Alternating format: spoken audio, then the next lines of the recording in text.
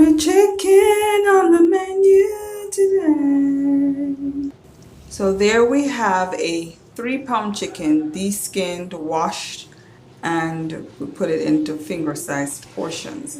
Now we're adding our onion, and please check the description box for full details on the amounts.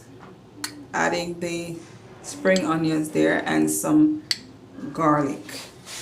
We love to add our natural seasonings first and then mix it up. Now for a dry season: curry powder, black pepper, pimento, Lawry seasoned salt, cayenne pepper, garlic powder, and our thyme. Mix that all together. And how dare I forget the star of the show, the BetaPac curry powder. Mix that well with your hands. It works best. And that's the way it should look when you're done. Get a pot, put some oil in it.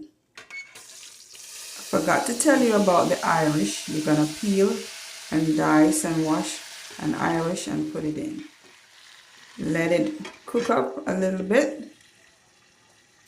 Of course, you want it to draw on its own natural juices, and you're gonna turn it and allow it to cook up on medium heat. Make sure you stir well. Put it back to cook for another few minutes, and there you see it's drawing on its own natural juices, and the Irish is now cooked, and that Irish will help to thicken the gravy. Okay, and let's see what we're going to do next.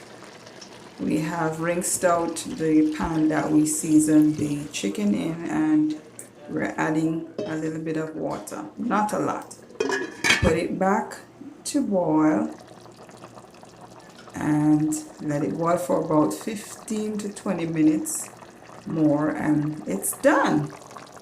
Thank you for watching.